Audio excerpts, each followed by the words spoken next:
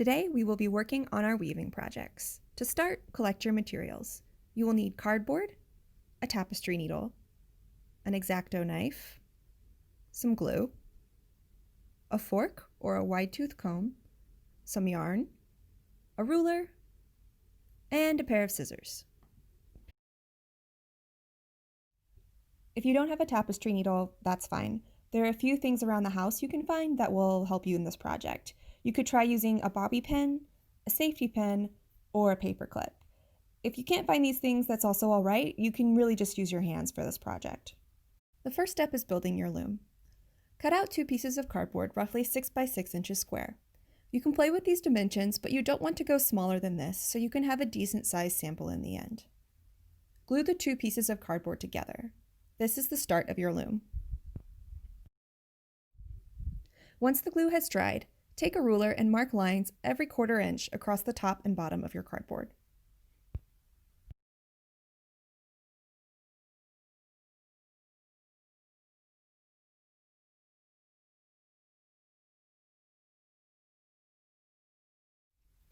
Take an X-Acto and cut the line marks.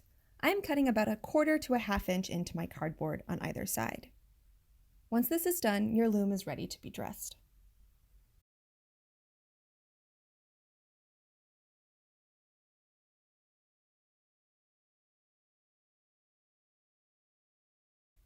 The next step is dressing your loom.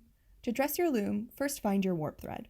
The warp threads are the set of threads that will be kept under tension on your loom, and it's what you pass your weft through. Since the warp threads are kept under tension, they must be strong and durable. Test your warp thread by giving them a firm tug. If it does not snap, then it is strong enough to be your warp. If it breaks, set it aside for your weft.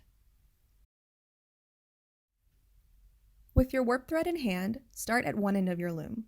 For this, it doesn't matter if you start on the left or right. Leave a tail about halfway down your loom. Wrap your warp through the first set of notches on the top and bottom. When you come around, tie a square knot. This will help keep your warp in place as we finish dressing the loom. Continue wrapping your warp by placing your warp thread securely in the notches on the top and bottom of your loom. When you reach the end, secure your warp with another square knot.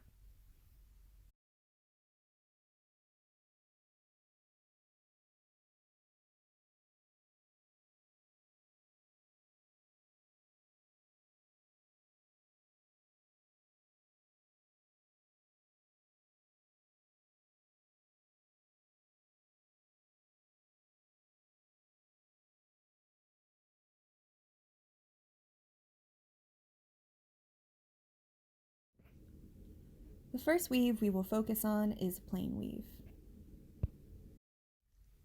Take your tapestry needle with a weft yarn cut 3 to 4 times the width of your loom and start by placing it under the first warp thread.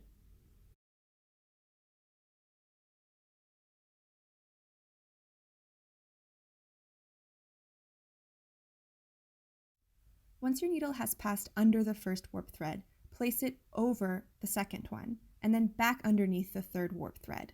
You will continue in this over-under pattern across your loom.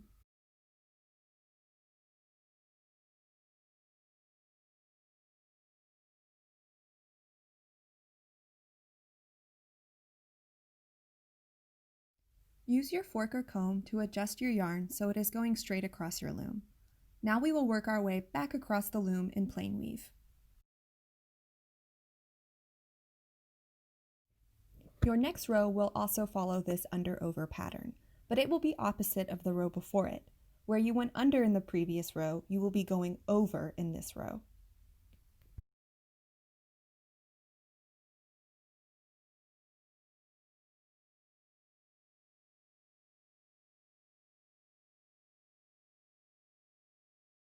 As you work your way across the warp, you will want to create a slight curve with your weft.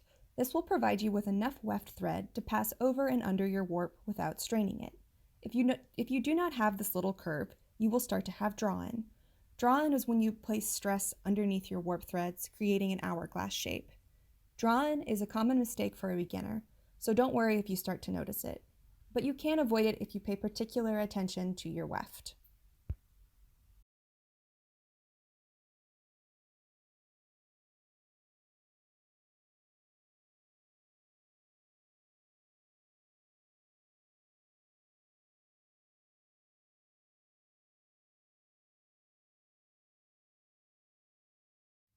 Continue working in plain weave, packing your yarns down with a fork as you go.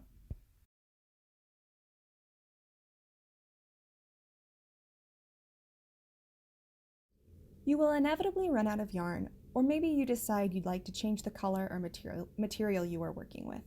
These are easy problems to solve. If you run out of yarn halfway through a row, leave a small 1 to 2 inch tail hanging down on your weaving. Reload your tapestry needle with the yarn color you want and create a 1 inch overlap with your previous yarn in your weaving. Leave another 1 to 2 inch tail with your new yarn. Finish the row in plain weave and be sure to pack down your yarn to help keep those ends secure.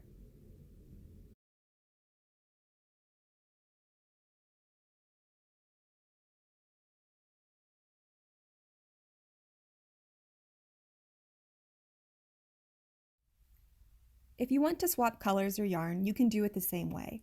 You do not have to weave halfway into your row, rather just an inch or two. You can always change colors at the end of a row, but I recommend working an inch or two into your weaving as it leads to a tidier selvage.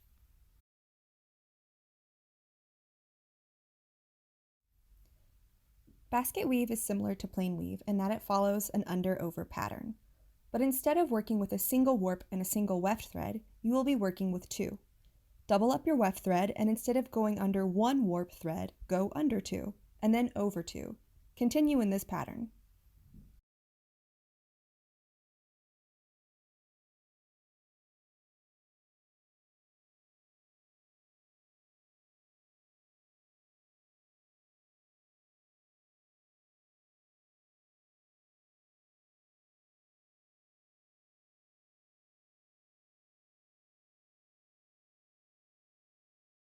Raya knots are a great way to add fringe and texture to your weaving.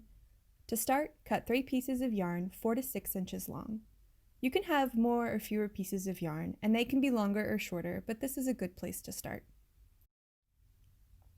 Select 2 warp threads. Wrap half of your yarn around the left warp thread and the other half around the right. The center of your yarn bundle will fall between these 2 warp threads, and the tails of the bundle will come up through the middle. Once you have wrapped your yarn, gently pull it down until the yarn meets up with your weaving.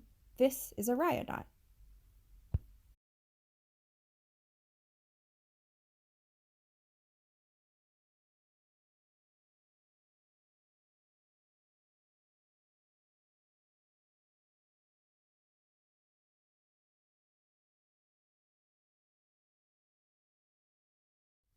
When I was first learning how to do Raya knots, I found written and oral descriptions confusing.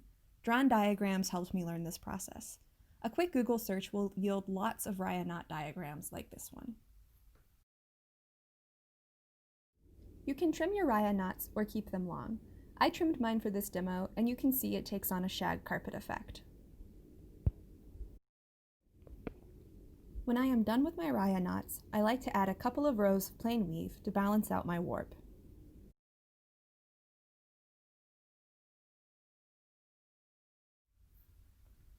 There are many kinds of twill. Today, we will be looking at the 2-2 twill. The 2-2 twill goes under 2 warp threads and then over 2.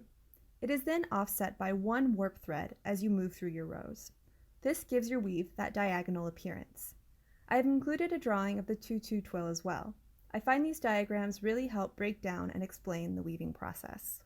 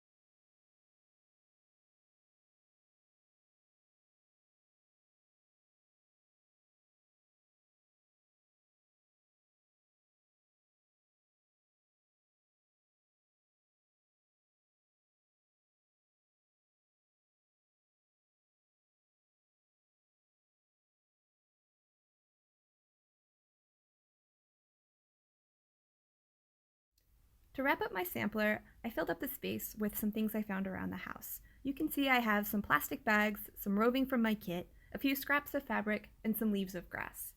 I wrapped everything up with a few rows of plain weave just to keep everything tidy. But just know that you do not have to use yarn only in your sampler. It's helpful when you get started, but if you want to get creative, please do. Once you have finished your weaving, turn your loom over and cut your warp threads across the back.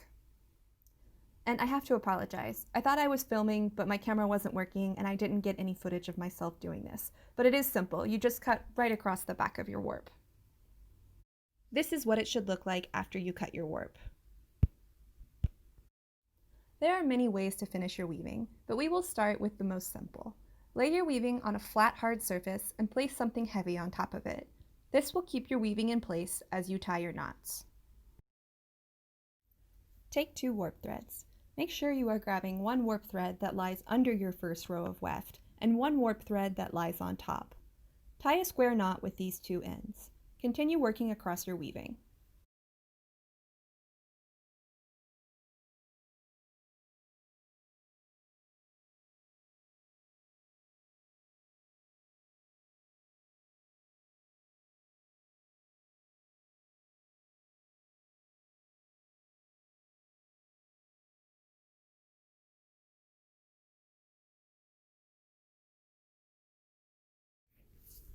Once you have tied your knots, you can hide the loose ends in your weaving.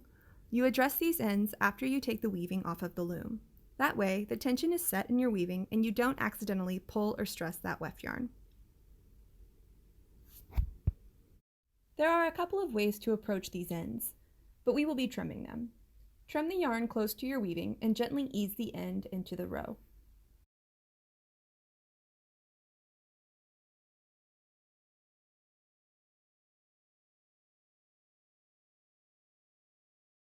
Your beautiful weaving is now complete.